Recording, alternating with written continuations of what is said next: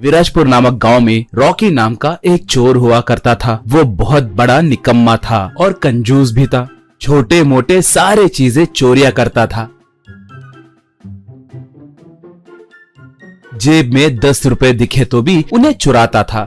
थोड़े दिनों के बाद राखी अपने दोस्त जित्तू से जाकर मिला। जित्तू से राखी, यार मुझे एक अद्भुत उपाय सुझा है। वो ये है कि टी के टपरियों के पास, कोल्ड ड्रिंक के दुकानों के पास, टिफिन के ठेलों के पास बाहर फोन पे गूगल पे करने के लिए क्यूआर कोड स्कैनर सकते हैं ना, उनके ऊपर हमारे बैंक अकाउंट के क्यूआर कोड ले जाकर चिपकाए तो क्या होगा जानते हो? कहा। बाप रे, अगर पकड़े गए तो? रॉकी, देखो दूसरे राज्यों में थोड़े नकली अकाउंट खोलेंगे, उसके बाद उस बैंक के कर्मचारी के नाम पे थोड़े क्यूआर स्कैनर कोड छपवाएंगे, उन्हें जो भी दुकान दिखे वहाँ पर चिपका देंगे। सिर्फ एक जगह ही नहीं, हो सके तो पूरे देश में चिपका देंगे। 100-200 रुपए ही जाएंगे ना, कोई उनकी ज्यादा परवाह नहीं करेगा। अगर ये वर्कआउट हुआ तो हमारी किस्मत बदल जाएगी, हमारे पास पैसा ही पैसा होगा। कहा। जित्तू तब, वाह, मेरी जिंदगी में कभी भी इतना लालची आइडिया मैंने नहीं सुना, मगर पैसे भी ज्यादा मिलते हैं ना, मेरे लिए ओके है। कहा। बाद में वो दोनों थोड़े नकली प्रूफ रखकर बैंक अकाउंट खोले।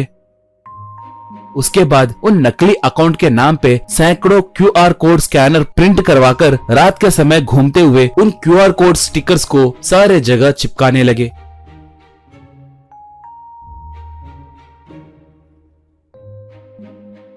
उसके बाद सुबह सुबह उन दुकानों के पास जाकर जैसे उन्हें कुछ पता न हो वैसे खड़ा हो जाते थे। दुकान को आकर टी पिए लोग, टिफिन खाए लोग उस क्यूआर कोड स्कैनर को पैसे पेमेंट करते। दुकान वाले उसके अकाउंट में पैसे नहीं गिरे कहकर बोलते तो दोनों झगड़ने लगते। ये देखकर रॉकी जित्तू खूब हंसने लगते। ऐसे वो लोग रात के समय दूसरे शहरों को भी जाकर वो क्यूआर कोड स्टिकर्स चिपकाने लगे। इससे उन्हें बहुत पैसे मिलने लगे। वो लोग खूब अय्याशी करने लगे।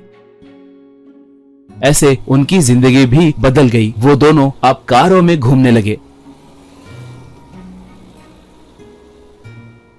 ऐसे थोड़े दिन बीतने के बाद एक बार बैंक मैनेजर उस इलाके के इंस्पेक्टर सत्या को अपने बैंक को बुलाया। उसके बाद उन क्यूआर कोड स्कैनर स्कैम के बारे में पूरी बात बताया। सत्या से मैनेजर, सर, आपको बुलाने का एक खास कारण है। आजकल इस तरह के केस बहुत ज्यादा हो रहे हैं। एक और मजे की बात बताऊं, इसमें के एक बैंक अकाउंट पे आपका भी फोटो है सर। कहते ही सत्या शॉक हो गया। मैनेजर तब, अगर हम इस समस्या को सॉल्व नहीं किए तो पुलिस वाले और बैंक कर्मचारी दोनों संकट में गिर जाएंगे सर। सोशल मीडिया में लोग हमें बहुत खरी खोटी सुनाएंगे। कहा। सत्या तब, सर आप अपना काम कीजिए और हम हमारा काम करेंगे। किसी भी हालत में उन्हें नहीं छोड़ना चाहिए कहकर चला गया।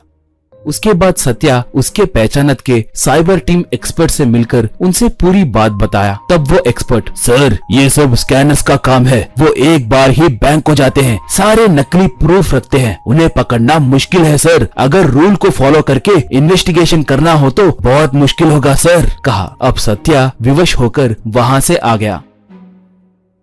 उस दिन अपने असिस्टेंट मंजू के मोबाइल फोन को लेकर जित्तू वालों को फोन पे ऐप से, मैंने आपका हुनर देखा है, बहुत अद्भुत है, हमारे पास करोड़ों रुपए कमाने का एक आइडिया है, अगर हम एक बार मिले तो हम इस पूरे देश के अमीर आदमी बन सकते हैं कहकर एक मैसेज किया। उसके बाद एक लड़की की तस्वीर का लिंक भेजा, मोबाइल नंबर भी भेजा। जित्तू एक कॉफी के दुकान में मैसेज को देखकर रॉकी से ये बात बताया। रॉकी तब, यार संभल कर रहना, कभी कभी ये पुलिस वालों का जाल भी हो सकता है। कहा। तो वो क्या करना है कहकर सोचने लगे। उसके बाद सत्या से असिस्टेंट मंजू, आप भी ना सर, वो बहुत शातिर चोर होंगी सर, सिर्फ एक मैसेज को रिएक्ट होंगी क्या? बोली। सत्या तब, देखो मंजू, लालच के हदें पार करे तो ही कोई ऐसे बेकार 100-200 रुपयों का काम करता है। इसने किया तो ये जरूर साधारण इंसान तो नहीं होगा, इसलिए मैंने तुम्हारा तस्वीर भेजा। अगर वो लाल टपकने वाला हो तो कम से कम लड़की के फोटो को देखकर तो भी हमसे बात करेगा। उतना ही नहीं, कल कॉफी के दुकान में तुम्हें ही उसे पकड़ना है। यूँ कहने लगा तो राखी के मोबाइल में से एक मैसेज रिप्लाई आया। उस मैसेज को देखकर सत्या, ये देखो बकरा फंस गया, कॉफी शॉप को नहीं इस गांव के बाहर मौजूद आम के बगीचे में मिलेगा कह रहा है, चलेंगे क्या? कहा। मंजू मुस्कुराई। अगले दिन प्लान के मुताबिक मंजू जाकर आम के बगीचे में इंतजार करने लगी। वहाँ पर जित्तू और रॉकी एक कीमती कार में आए। मंजू को देखकर वो दोनों बहुत खुश होने लगे। उन दोनों को देखकर मंजू एक रिवॉल्वर निकालकर निशाना साधी। बस वो दोनों एकदम से दंग हो गए। पुलिस वाले उन्हें घेर कर अरेस्ट करके ले गए और खूब मारे।